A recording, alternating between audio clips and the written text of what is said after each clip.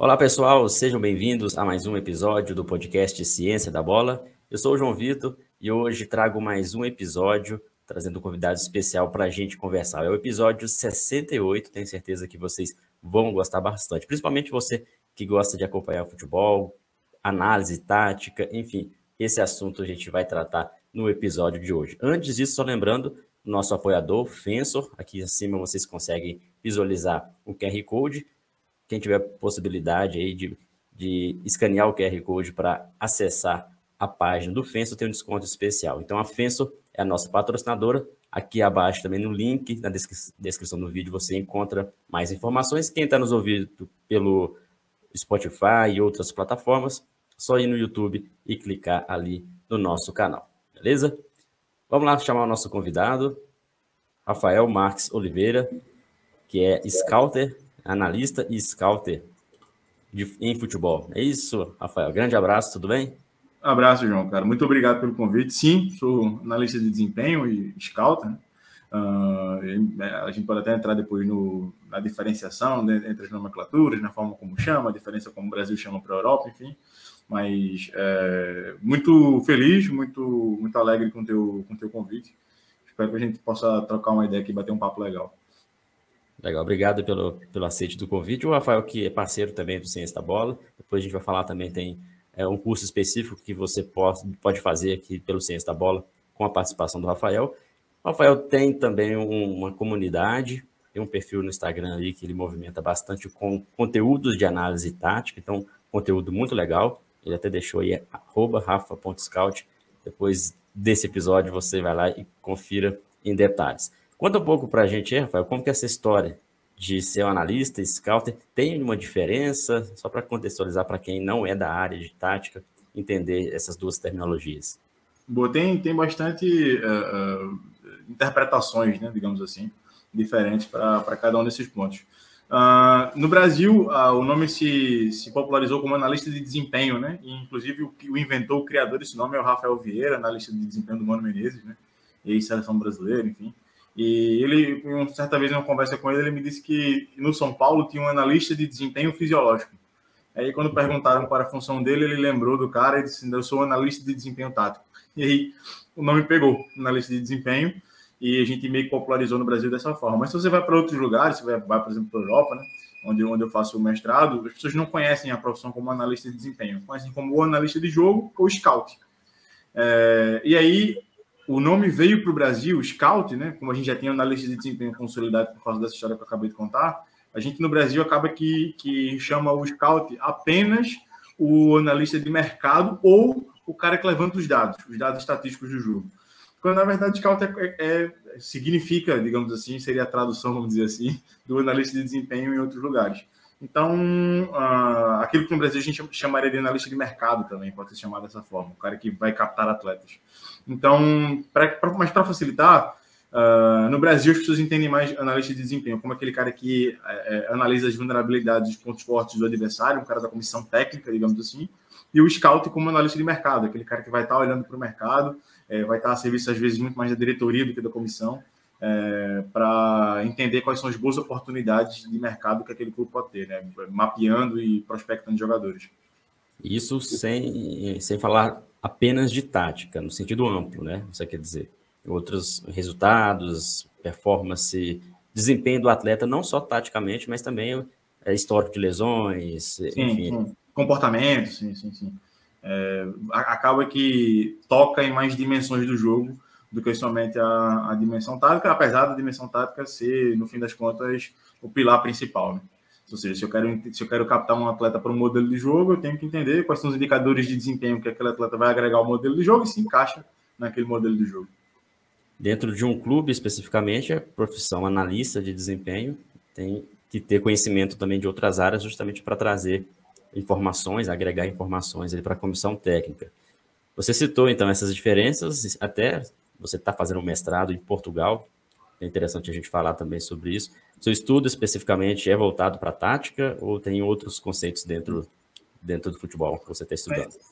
É voltado para scout, ou seja, o meu estudo ele tenta predizer um modelo onde a gente consiga identificar e tentar ali dentro de uma margem de erro, identificar se o atleta brasileiro ele vai ter bom desempenho, vou tentar falar grosso modo, bom desempenho no futebol europeu. Ou seja, quando um clube europeu olha para um jogador brasileiro, quais indicadores ele consegue olhar naquele atleta para entender que a margem de erro para contratar aquele atleta vai ser menor, a chance daquele atleta dar certo no meu mercado é maior. Eu tento estabelecer, né, tento trazer um modelo que consiga predizer isso. Então, a gente está nessa tentativa de tentar achar o modelo ótimo, e aí tem bastante vertente, né? A gente está olhando para análise de rede, para tentar entender se o nível de influência do atleta no jogo. Ou seja, se há um ponto de corte, né? Um atleta precisa ter mais do que isso para que ele consiga repetir o desempenho, se há um padrão nisso, e a gente está fazendo a investigação para conseguir chegar nesse modelo ótimo, né? Ou seja, em algo que me dê alguma sustentação para tentar predizer isso. E em futebol a gente sabe que estudar futebol a nível científico, né? Prova disso aqui no canal a gente fala bastante, são muitas variáveis. E quando a gente ainda tenta fatiar algumas áreas para sub-áreas, né? Ainda a gente consegue ver mais variáveis ali para tentar predizer criar, né, algum formato aí que possa ser interessante para apoiar e sustentar uma performance, não prever resultados. Tem muita gente que confunde isso, que a ciência dentro do esporte vai prever resultados. Ela vai sustentar uma possível melhora na performance, seja em que área for. E você está bebendo aí de uma fonte muito boa, né? Conta para a gente aí a universidade que você está participando e o histórico das universidades do Porto dentro do futebol. Pois é. De fato, aquilo que falou das variáveis, às vezes você vai até achar um modelo científico ótimo, mas que talvez tenha pouca aplicabilidade na prática, porque ele não consegue abranger todas as variáveis que a prática nos dá, inclusive variáveis que não são possíveis ser mensuradas, né, até. Exato. E aí tem um desafio aí. Então, é tentar se aproximar o máximo possível de algo que seja útil na prática, apesar da gente saber que é um desafio bem grande. E aqui, nesse momento eu estou no Brasil, apesar de morar em Portugal, nesse momento eu estou no Brasil, mas lá então é o hábito de falar aqui. Mas lá em Portugal, assim, é interessante que a Universidade do Porto ela tem uma conexão muito grande com a prática, né? Então a maioria dos professores eles já trabalharam dentro dos clubes. Então os problemas que eles tentam decifrar, resolver se calhar não é bem a palavra, mas que eles tentam dar luz são problemas que estão alinhados com a prática do treinador no dia a dia, com a prática do analista de desempenho, do preparador físico, do profissional que trabalha no futebol. Então eles têm essa preocupação de estabelecer uma conexão entre aquilo que é pesquisado na universidade com aquilo que é um problema real de quem está na ponta. E isso também se deve ao que eu falei no início, de ter, por exemplo, Daniel Barreira, que é um analista de desempenho do Barcelona, né, um scout do Barcelona, que também é professor lá, o Zé Guilherme, que é treinador da seleção portuguesa sub-17, se não estou enganado, o Júlio Garganta, que foi analista de desempenho da seleção de Portugal durante muitos anos, é um dos maiores pesquisadores em língua portuguesa hoje. Então, o Antônio Natal também, que foi preparador físico, é fisiologista não sei se ele ainda é, mas ele foi fisiologista do Futebol Clube do Porto. Então, tem ali pessoas que têm um historial na prática que trazem problemas concretos para tentar resolução. E também é um lugar muito identificado com a periodização tática, né? É a faculdade do Vitor Frade, digamos assim. O Vitor Frade, apesar de não ser um grande publicador, né, do ponto de vista científico, mas ele deixou um legado ali sobre uma ideia que ele conseguiu datar, que ele conseguiu passar para frente, que ele conseguiu publicar, que ele conseguiu arquivar, digamos assim. E a Universidade do Porto se tornou uma grande referência nessa metodologia de treino, né, que é a periodização tática. Então, muita gente vai para lá, inclusive muitos brasileiros vão para lá para tentar entender um pouco mais, para tentar aprender um pouco mais sobre a periodização tática, que acho que hoje em dia até um pouco menos, mas há um bom tempo atrás, era sobre o que mais se falava, era um debate vigente no nosso futebol. O que é e as repercussões. E você teve contato já com o Vitor Frade diretamente? Aulas, palestras? Foi o contato mais, como é que eu vou dizer, mais inusitado possível. Porque quando eu entrei em 2018, ele já tinha parado de lecionar, né? Já tinha parado de dar aula, mas ele vive nos corredores da universidade. Um belo dia ele estava tomando um café lá na cantina, vamos dizer assim, né, da universidade, e os alunos sentam próximo a ele, com ele muito aberto, né, e conversam com ele, fazem perguntas, colocam questões. E uma dessas vezes eu sentei ali com ele, comecei a conversar, e ele estava com um jornal na mão, ele sempre tem o hábito de ler jornal, né, de fato. Então ele pega um café, começa a ler o jornal, vejo notícias de futebol, e aí eu sentei com ele, comecei a conversar, e chegaram outros alunos, e a gente passou, sei lá, mais de 1 hora ali falando de futebol, falando sobre posição tática. Foi uma conversa bem legal, porque, primeiro, estava fora do ambiente formal, então isso acaba que te dá possibilidade de tocar em assuntos que talvez ele não tocasse no ambiente formal, e ele também estava num lugar confortável para ele, né? Podia falar o que quisesse, enfim, sem grandes repercussões. Então foi uma experiência bem legal. Já li bastante coisa sobre periodização tática, sobre ele, inclusive, mas nunca tive um contato de sala de aula, de fato, com ele. Só esse. Só esse contato. Para quem não conhece, o Vitor Frade é um dos grandes nomes, né? Assim como o Rafael disse, da periodização tática. Até recomendo quem quiser aprofundar um pouco mais. A gente fez um podcast aqui, Rafael, até com a Mara Vieira, que participa diretamente com ele das ações de uma empresa licenciada por eles, de periodização tática, e até esse papo a Mara disse que ele é bem fechado em relação à comunicação, essa comunicação mais recente. O podcast com ele praticamente vai ser impossível, segundo ela, né? Mas a ideia é interessante a gente entender, né, um pouco mais diretamente dele sobre periodização tática, mas fica mesmo aí para oportunidades como essa que você teve a felicidade de encontrar com ele. É bom a gente falar de periodização tática porque é algo que está na tática, né? E muita gente não conhece periodização tática, né? Sim. Eu acho que rolaria um podcast se vocês fossem até lá, encontrassem com ele. Aí, e mesmo assim é difícil, tá? Segundo a Mara, até condições de você fazer uma gravação, uma entrevista com ele, ele é meio... fica um pouco receoso, né?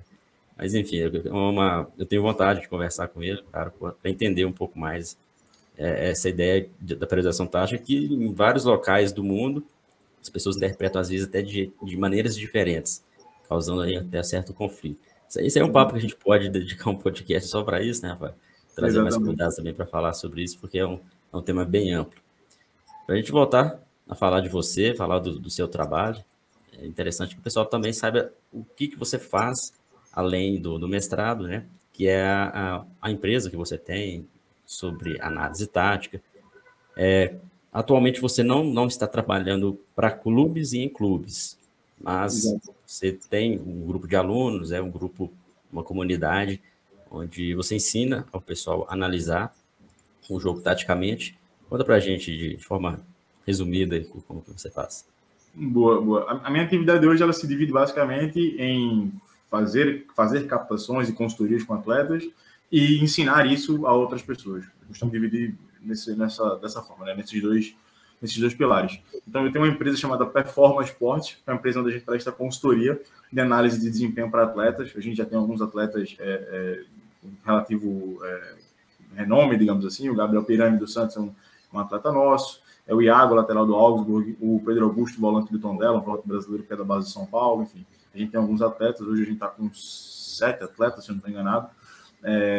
E aí a gente tem esse serviço de consultoria para o atleta, semanalmente chamado de vídeo com o atleta, para explicar pontos fortes e vulnerabilidades dele. A gente tem uma empresa que presta serviço e também, caso faça sentido para o atleta, a gente trabalha com a indicação do nome desse atleta, com a abertura de mercado desse atleta nos diversos contextos, né, a troco de intermediação, digamos assim. Essa consultoria em relação à análise que vocês fazem do desempenho dele. Essa consultoria ela tem 3 pilares. O pilar número 1 é melhorar o conhecimento declarativo dele, em linhas gerais, independente da análise do próprio jogo ou não. A gente acha que a gente parte do pressuposto com um atleta que entende mais do jogo, independente da posição, um atleta melhor. O segundo pilar é trazer feedback sobre o desempenho dele, dar luz sobre as coisas que ele faz bem e dar luz sobre as coisas que ele faz não tão bem assim, e que ele pode se desenvolver mais, e que ele pode melhorar, e às vezes esse detalhe que está faltando para que ele atinja um patamar mais alto, um nível mais alto. E o terceiro pilar é trazer referências práticas para ele. Então, por exemplo, a gente tem um atleta que ele tem coisas aqui do canteiro, por exemplo. A gente olha, você pode observar o canteiro é um jogador de referência para você, que você pode tirar dali ensinamentos, comportamentos, questionamentos, reflexões, que você pode agregar ao seu próprio jogo. E a gente trabalha sempre dessa forma. Então, a partir da referência de atletas maiores, a partir melhorando o nível de conhecimento declarativo dele e dando feedback sobre quem ele é como jogador, né? E aí, pré e pós-jogo, né? Com acompanhamento semanal. E aí, se fizer sentido para o atleta, imagine que o atleta, sei lá, acaba o ano, ele não está satisfeito no clube que ele está, e ele pode dizer, Rafa, eu gostaria de entender se eu tenho abertura em outros mercados, Espanha, Portugal, por exemplo, são mercados que a gente tem uma boa abertura, e a gente consegue trabalhar o nome desse atleta nos clubes. Então, evidenciar para os clubes, olha, a gente tem esse atleta, enfim. E aí seria um lado mais parecido com aquilo que faz um agente, digamos assim. A nossa diferença é que a gente não assina com atletas, a gente não são atletas nossos, da nossa carteira, digamos assim. São atletas que a gente ajuda em dar força para que o nome do atleta ganhe repercussão no mercado. E isso, obviamente, só se fizer sentido para o empresário do atleta, para o representante dele, etc.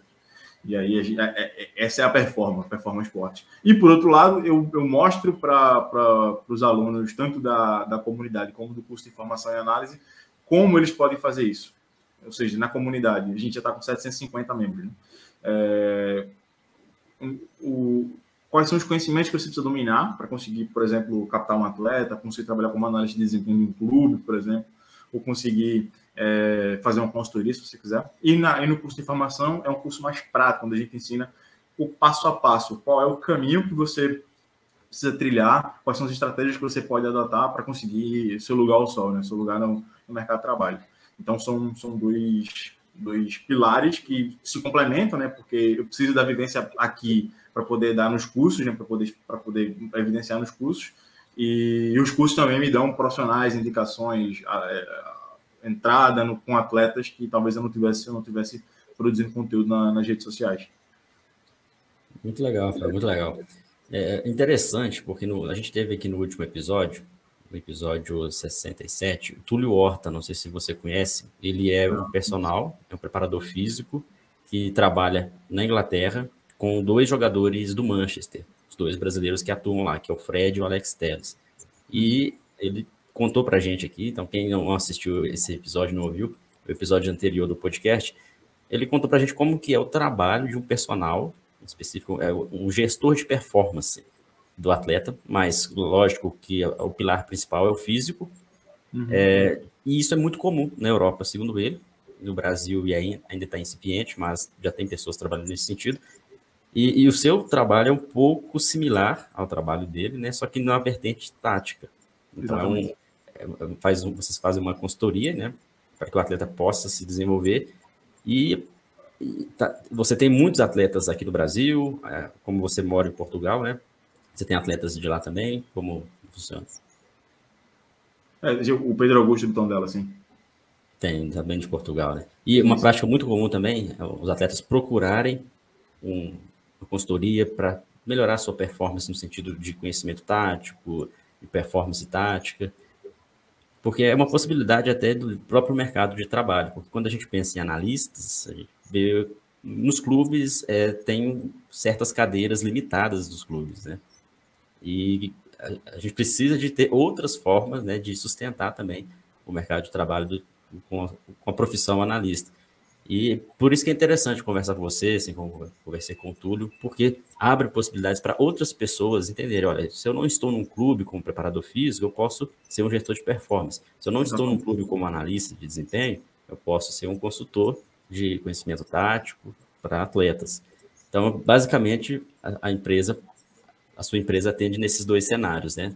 Tanto para os atletas quanto ensinar como você se tornar um analista nesse sentido, né? Perfeito, exatamente isso. Hoje, se a gente dividir o jogo nas dimensões tradicionais, né, físico, emocional, tático e técnico, a gente percebe que tanto do ponto de vista psicológico, emocional, como do ponto de vista físico, há um investimento grande dos atletas nesse sentido. Eles já começam a ter fisioterapeutas próprios, investem em maquinário para recuperação, preparadores físicos próprios, né? Eu tenho uma amizade muito boa com o Euler Santos, que é o preparador físico do Matheus Cunha, né? Por exemplo, o Euler mora com o Matheus Cunha em Madrid hoje. Então, eles começam a investir porque eles entendem que isso vai fazer um diferencial no desempenho deles. Eles entendem que isso é um up competitivo para eles. E por que não do ponto de vista técnico? Por que não do ponto de vista tático também? Porque a gente vai deixar essas outras dimensões do jogo de lado. Tendo em vista, inclusive, que o clube ele não consegue, por melhor que seja o clube, ele não consegue dar conta de uma abordagem individualizada para os atletas. Até nem faz sentido que seja assim. Isso pode, inclusive, causar uma questão de um problema de equidade, né, dentro de um grupo de atletas. Então, o atleta ele começa a criar essa conscientização que ele precisa investir mais nele, em outras dimensões do jogo, naquilo que já tem se tornado tradicional, para que ele possa se desenvolver, para que ele possa ser um melhor atleta. E ser um melhor atleta traz um benefício direto para ele, seja um benefício esportivo, seja um benefício financeiro, e aí ele entende que aquele investimento vai trazer retorno para ele. E, cara, assim, do ponto de vista de trabalhar em clubes, por exemplo, hoje provavelmente eu não voltaria a trabalhar em clubes. Do ponto de vista de tempo, do ponto de vista financeiro, capacidade de escala, inclusive, é muito menor. Quando você trabalha num clube, cara, e clube, principalmente no Brasil, você tá dentro daquela rotina louca que é parte do domingo, que é não ter feriado, não ter tempo livre, de você vir ali praticamente um escravo. Você acaba ganhando bem, ganha muito acima da média da população, mas você é um assalariado, não deixa de ser. E quando você monta o seu próprio negócio dentro do futebol, você começa a escalar de um nível que você vai ter mais tempo do que um profissional que às vezes trabalha dentro de um clube, com um rendimento financeiro maior e com a possibilidade de crescimento ainda, mais para frente. Então, isso foi um grande atrativo para mim quando eu comecei. Eu vim do clube, né? Eu trabalhei em clubes pequenos, tive proposta, inclusive, esse ano para trabalhar no Clube de Série A do Brasil, mas não fazia sentido para mim por esses motivos que eu apresentei. Então, acho que quem enxerga o futebol hoje somente pela vertente do preciso, por exemplo, me formar em educação física para pegar um estágio num clube, para ser contratado, esse caminho que eu costumo chamar de caminho tradicional, não é o único. É muito bom, faz muito sentido, existem privilégios por estar nele. Eu costumo dizer que, certa vez eu conversando com o Wellington, do coordenador do departamento de análise do Flamengo, a gente falando sobre essas diferenças de trabalhar de maneira individualizada, de trabalhar para clube, e ele me disse uma coisa que me chamou a atenção. Ele disse: Rafa, eu entendo o seu contexto, né? Eu entendo que faz sentido para você, mas eu tenho algo no meu dia a dia que talvez você nunca atinja na performance, nunca atinja na produção de conteúdo. Eu disse o que é? Eu sou campeão da Libertadores. Então, existem satisfações pessoais que, de fato, você só vai conseguir ter dentro do caminho tradicional. E que, cara, às vezes faz sentido para você. Às vezes é o que você quer. Mas, do ponto de vista da vida prática, eu costumo chamar de vida prática, né? Seja, de pagar as contas no fim do mês, de ter mais tempo para estar com a família, ou para fazer o que quiser. Esse caminho alternativo, digamos assim, esse caminho de você conseguir empreender dentro do futebol, dentro da análise, dentro da preparação física também, para mim é o que faz mais sentido, pelo menos para mim. É interessante porque há poucos anos, né, vamos muito longe não, há 10 anos atrás a profissão de análise de desempenho mesmo, analista em clubes, ainda não era tão consolidada. Inclusive hoje tem clubes menores, que a gente sabe que não tem tantos departamentos, não tem condição financeira, que não tem ainda um departamento de análise, assim como não tem departamento de fisiologia, enfim, mas o analista é a profissão mais recente, se a gente for olhar dentro do cenário de comissão técnica. E é engraçado porque mesmo no intervalo aí de 10 anos, a gente viu o crescimento dos analistas em clubes e o crescimento de analistas fora dos clubes e o crescimento de estudos científicos sobre análise tática no futebol. Então, é algo que cada vez mais está em desenvolvimento. O mercado vai precisar ser de pessoas que têm esse conhecimento para poder trabalhar e formas de oportunidades de atuação também vão surgir para que atenda todo mundo. Aí uma dúvida que eu tenho, Rafael, talvez seja a dúvida também de quem está nos ouvindo ou de quem está nos assistindo, é sobre quais qualificações um analista precisa ter.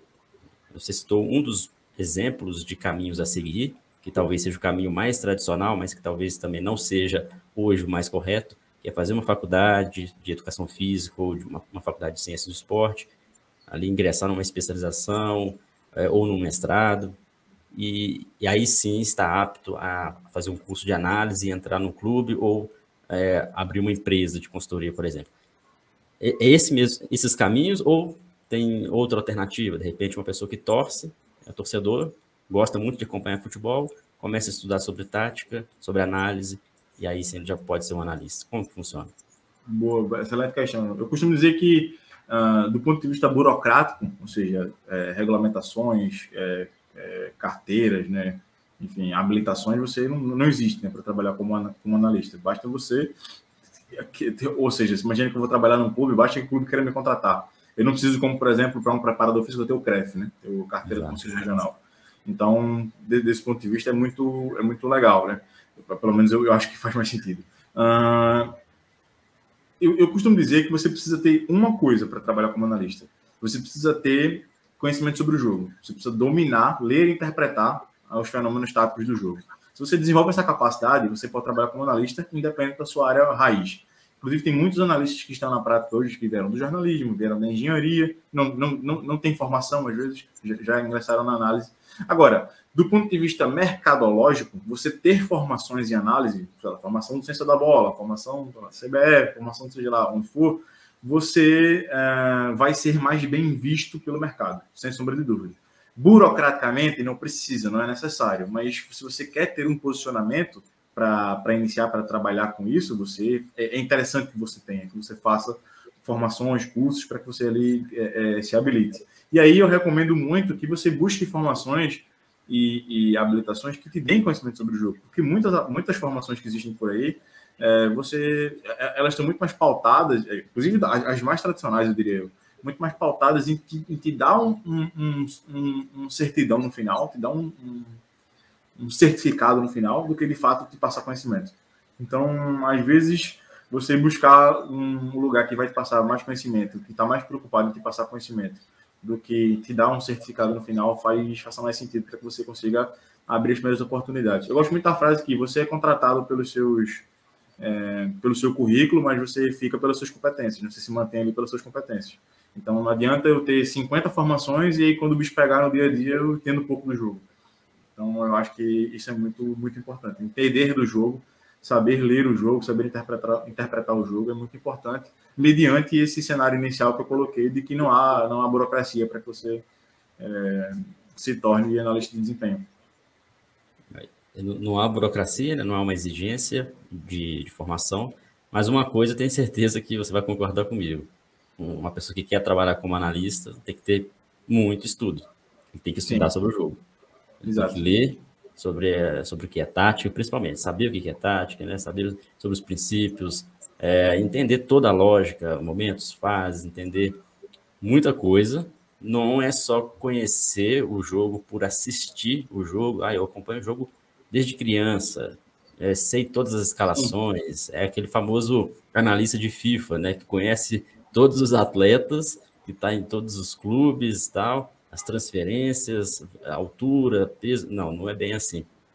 Também conhecer de resultados, lembrar de datas, isso também não é analista. Isso aí já é vamos dizer assim, é uma pessoa que tem o conhecimento do futebol como hobby. Tudo bem, é um conhecimento válido, mas não é um analista. Então, estudar futebol é algo bem mais profundo, né? A gente está vendo aqui, quem está assistindo, vários livros aí atrás de você, com certeza são livros, né, que você já leu, acompanhou, releu, para ter esse conhecimento. Então, não é tão fácil de um dia para a noite se tornar um analista. Por isso que você tem a empresa, tem a comunidade, né, e tem um aprendizado a longo prazo também. E a cada dia mais acontece algo novo, alguma tendência, algum estudo, permite com que vocês também passem isso para os alunos, né, Rafael? Perfeito. E quando eu digo que eu acho legal ser desburocratizado, eu falo no sentido de que, cara, você tem mais possibilidades depende mais só de você melhorar, de você buscar conhecimento, de você ler, de você fazer cursos. Agora, é impossível você entrar na área sem estudar, sem meter a cara, sem sentar a bunda na cadeira, nada na vida, na real. Sem sentar a bunda na cadeira, sem se esforçar para adquirir aquele conhecimento. Então, isso que tu falou é bem importante. Não é porque eu sou torcedor, que eu acompanho o meu clube, que necessariamente eu estou apto, digamos assim, e quando eu falo apto é do ponto de vista, na mais crua acepção da palavra, e não do ponto de vista burocrático, não do ponto de vista regulamentar, para analisar um jogo. Eu vou precisar conhecer do jogo, eu preciso entender quais são as fases do jogo, quais são os submomentos do jogo, quais são os princípios desse modelo de jogo, desse treinador que eu estou analisando, quais são os indicadores de desempenho desse atleta, qual a diferença desse atleta para esse atleta. Cara, eu costumo dizer que, eu tenho uma brincadeira na comunidade que eu costumo dizer que quando você para de classificar atleta entre bom e ruim, esse cara é bom, esse cara é ruim, já é um bom sinal que você está melhorando no sentido da análise.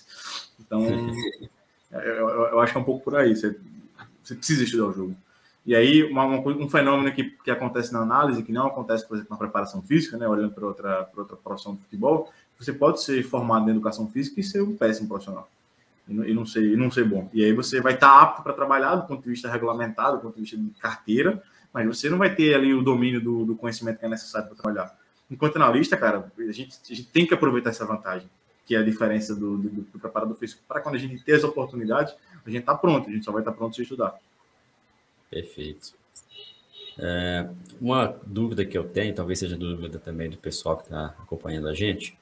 Hoje a gente vê o crescimento muito grande da profissão do trader esportivo, com o número de apostas esportivas cada vez maiores, principalmente agora no futebol brasileiro, apoiando clubes, patrocinando até mesmo competições.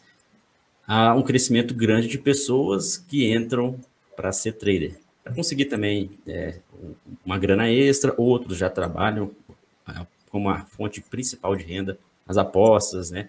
Se é que a gente pode falar apostas, investidores esportivos, enfim. Isso se confunde em certo momento com o que vocês ensinam. Algumas pessoas procuram vocês para ter uma melhor leitura de jogo e com isso conseguirem melhores apostas, melhores investimentos na bolsa esportiva? As duas coisas, João. Tanto pessoas que acham que a comunidade é um lugar onde você vai ter entradas ali, como eles chamam. Eu não entendo muito, não. E aí a pessoa acaba entrando na comunidade e se frustra, porque é um lugar de educação, é um ambiente pedagógico. E como a outra situação também, traders que eles querem entender mais do jogo, eles querem entender mais qual é a probabilidade, por exemplo, dessa equipe fazer gol nessa outra equipe, baseado no modelo de jogo, no nível dos atletas, nos indicadores de desempenho, nos encaixes que o próprio jogo vai trazer, para que ele possa ter a vantagem desse conhecimento depois lá na frente no caminho que ele escolheu. Eu, particularmente, eu evito muito essa área, porque como a Performa ela tem informação privilegiada de bastidor, de clubes, de atletas, etc., seria algo conflitante, né? Seria conflito de interesse, seria algo antiético. Então, eu tendo a evitar muito. Ou seja, Rafa, me diz o que é que tu acha que vai ganhar. E às vezes o cara não precisa falar sobre isso para você perceber que é isso, né? Me diz quem tu acha que ganha nesses 3 jogos e por quê. Ou seja, o cara está querendo ali saber uma entrada, por exemplo, para que ele possa fazer uma aposta. Isso aí eu costumo evitar, porque eu tenho informação muitas vezes de bastidor que o cara não tem. E por contato com outras pessoas também. Mas, por outro lado, eu também dou a liberdade para o cara, olha, a gente não é isso, nós não somos uma comunidade de trader esportivo, nós não somos uma comunidade de aposta, nós não falamos sobre isso aqui dentro, mas se você quiser retirar as informações daqui para te ajudar naquilo que você faz, cara, seja muito bem-vindo. Então, sim, acontece a confusão das duas coisas e o feedback que eu tenho das pessoas que entram na comunidade com esse objetivo de fazer trader, de aprender mais sobre o jogo para fazer trader esportivo, o feedback é muito bom. A grande maioria agradece, pô, cara, tá me ajudando, etc. Comecei a entender que algumas coisas que eu consigo linkar com aquilo, com aquela estratégia do trader esportivo e tá dando bem legal para mim. Então, o feedback é positivo. Interessante, porque acaba que também é uma possibilidade de ganho financeiro de pessoas que são traders, né? Entender sobre o jogo, participar.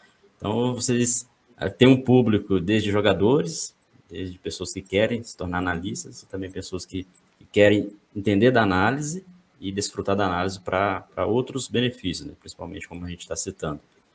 Para a gente fechar o bate-papo, senão a gente fica aqui horas conversando sobre o tema, mas eu aconselho a quem quiser entender um pouco mais do trabalho do Rafael, ir no Instagram dele, entrar em contato, ali vai ser bem interessante. Se você é trader, se você é atleta, se você é atleta da base, se você é professor de escolas ou empresário, né, que quer, de repente, ali, levar esse conhecimento para o seu atleta, procure o Rafael, vai ser bem interessante. E também não deixe de acompanhar, vou deixar um link aqui, o curso que o Rafael fez em parceria com o Ciência da Bola, o curso de análise de jogo.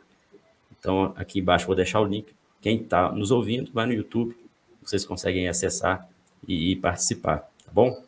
Para a gente fechar, Rafael, eu queria só saber de você uma coisa que talvez seja difícil, que é a questão de assistir muitos jogos e ter informações com a câmera que não seja a câmera da TV. Por que eu falo isso? Eu conversei com vários analistas que têm uma grande dificuldade em analisar jogos com base nas câmeras da TV. Porque a câmera da TV ela mostra somente onde a bola está e o jogo não acontece só onde a bola está. A gente precisa ter uma visão ampla. Existem algumas empresas, né, alguns softwares que fornecem essas imagens, só que não é de fácil acesso a todas as pessoas.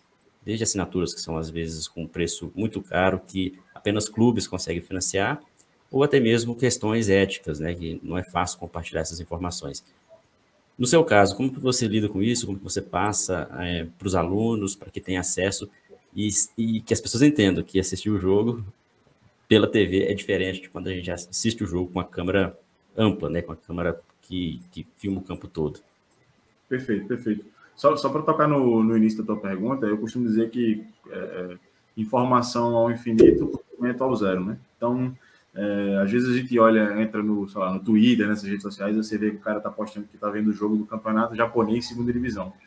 A chance dele retirar ali alguma informação um conhecimento melhor, é bem difícil. Porque muitas vezes ele não tem vazão para dar aquela informação, ele não tem tratamento sobre aquela informação. Ele só está, muitas vezes, querendo mostrar para os seguidores dele ali que ele tem aquela informação, mas o conhecimento que vai ser gerado sobre aquilo é muito baixo. Na performance, a gente trabalha muito com a ideia de segmentar mercado. Então, a gente foca muito em alguns mercados, em alguns atletas específicos, que a gente acha que faz sentido, que a gente acha que é nosso perfil, e faz sentido a gente chegar. A gente não abre muito, porque é aquilo que eu falei, se a gente abre muito, a gente vai conhecer pouca coisa, ou seja, com pouca profundidade, muita coisa. A gente prefere conhecer menos coisas com muita profundidade. A gente trabalha com essa lógica. Então, é a partir daí que a gente parte. Cara, no meu ponto específico, talvez seja um pouco contra a maré. A gente tem assinatura de softwares lá na empresa e aí nem sempre os jogos são disponíveis em câmera aberta. Só que para você identificar comportamentos do atleta, você precisa de uma câmera mais fechada, de fato. Eu preciso ver a colocação dos apoios, eu preciso ver para onde ele olhou, eu preciso ver qual o perfilamento que ele teve naquela situação, como ele baixou o centro de gravidade, em que nível ele chegou de flexão dos joelhos, estava muito fletido ou pouco fletido. E aí, quanto mais próximo é a câmera, para mim é melhor. Então, talvez eu vá um pouco na contramão nesse sentido. Mas eu sei que se eu quero analisar o jogo... coletiva é diferente, né? Na análise individual. Perfeito. Se eu quero analisar o jogo, se eu quero analisar coletivamente, a câmera em ângulo aberto, né, que mostra coisas fora do centro de jogo, é muito bom, é fundamental, assim, é fundamental mesmo.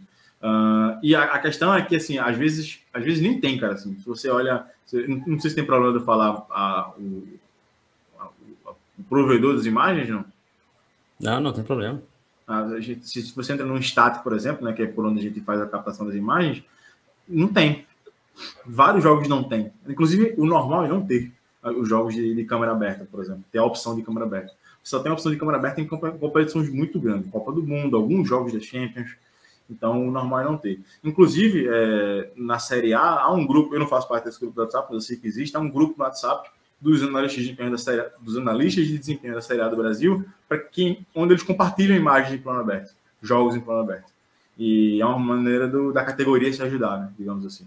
Então, é realmente uma informação escassa e que, de fato, é necessário. Agora, no meu contexto específico, eu prefiro quanto mais fechadinho, nem sempre, mas às vezes, quanto mais fechadinho, melhor. Legal. É bom não saber disso. Fica até aí como sugestão, né, para quem vai trabalhar ou quem vai se tornar um dos seus alunos, saber sobre essas diferenças, né? Lógico que a gente não vai aprofundar aqui sobre a equipe, sobre os jogadores, até porque o tempo é escasso. Por isso que eu aconselho vocês a acompanhar o trabalho do Rafael, que aí vocês vão entender bem mais sobre isso. Para fechar, Rafael, eu queria saber mesmo do Rafael Marques Oliveira. Eu queria saber a sua perspectiva nos próximos anos, dentro do cenário de análise, você como profissional, e também fazer um pequeno recordatório. Sempre foi a sua vontade trabalhar com futebol desde jovem? Como que foi esse passado e o que você está trilhando e almejando para os próximos anos? Eu uso muito que a análise é a profissão do futuro, né, no futebol. Análise, tratamento de dados, né, que também toca ali na análise, eu discordo, é de agora, assim.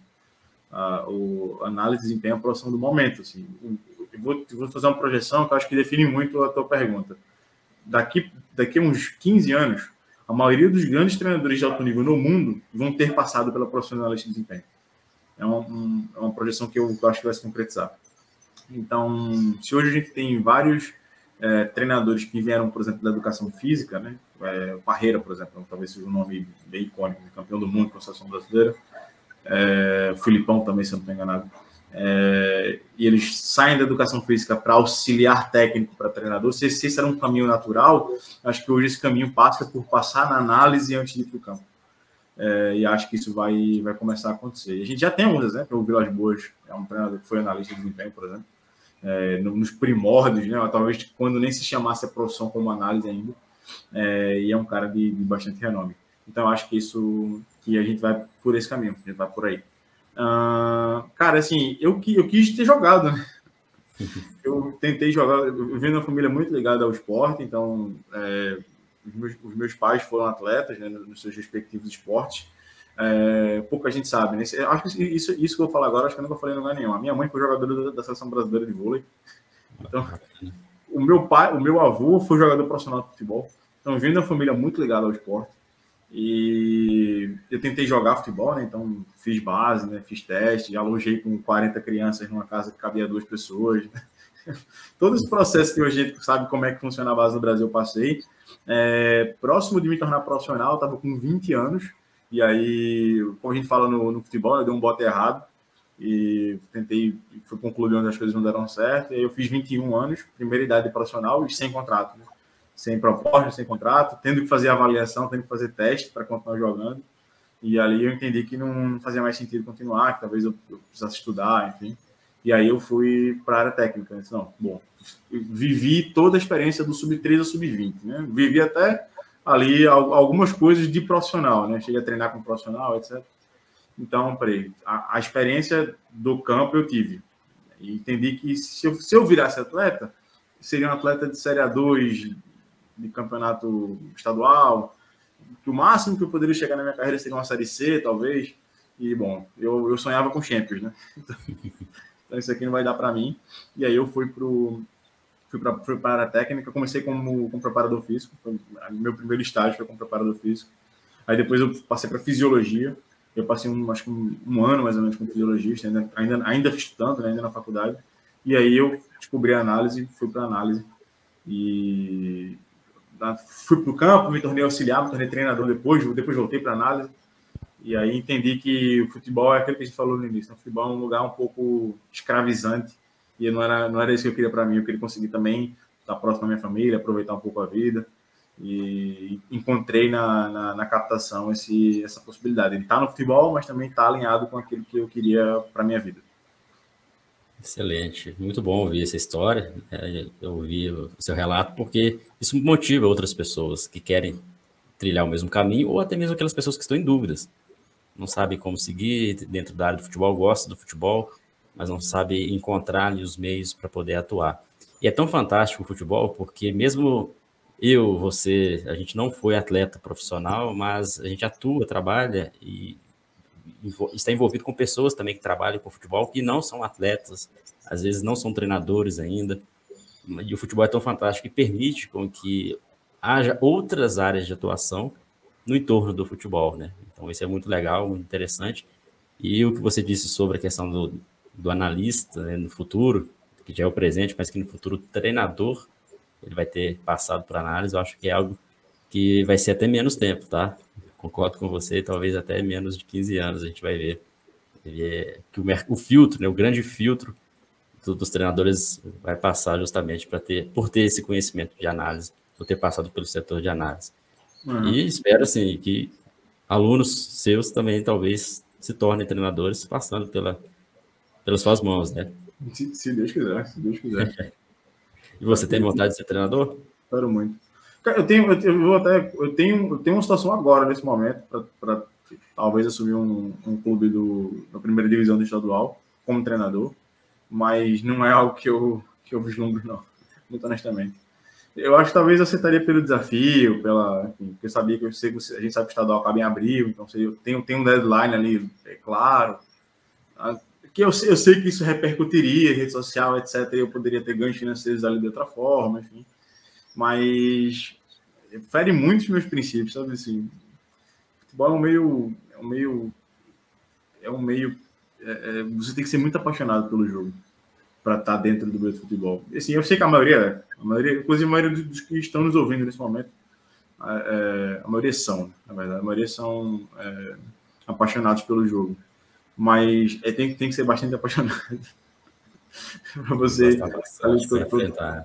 quarta, domingo, viagem toda semana, salário atrasado, ganha pouco, muita responsabilidade, você está lidando com o sonho de outras pessoas, pouca racionalidade. Então, o ambiente do futebol em si, lá dentro, cara, é um ambiente difícil. Recompensador também. Recompensador em outras áreas, mas é difícil. Então, não sei, assim, a minha... Eu tendo a dizer que não, mas sabe, né? Futuro não nos pertence. Serve como experiência também, né? Experiência, aprendizado, então é uma oportunidade legal. Exato. Rafael, obrigado pelo esse papo. A gente tinha marcado aqui 30 minutos, 30, 40 minutos. E se deixar, a gente conversa bastante. Mas a gente tem um tempo curto aqui no podcast. Espero que o pessoal também tenha gostado. Fica aí o convite para outras oportunidades. Só relembrando, pessoal, rafa.scout lá no Instagram, quem quiser seguir. E também, aqui o link abaixo, tem um curso, vou deixar o link também da comunidade, caso vocês queiram acompanhar lá o trabalho do Rafael. E o curso que o Rafael fez com a gente aqui, o Ciência da Bola, vocês podem adquirir. Obrigado novamente, Rafael. E sempre vai ser bem-vindo aqui no Ciência da Bola. Eu que agradeço o convite. É sempre bom falar de futebol. Eu que agradeço. Tamo junto. Abraço. No que precisar, à disposição. Valeu, grande abraço. Pessoal, até o próximo episódio, com mais um convidado aqui no podcast do Ciência da Bola. Grande abraço a todos.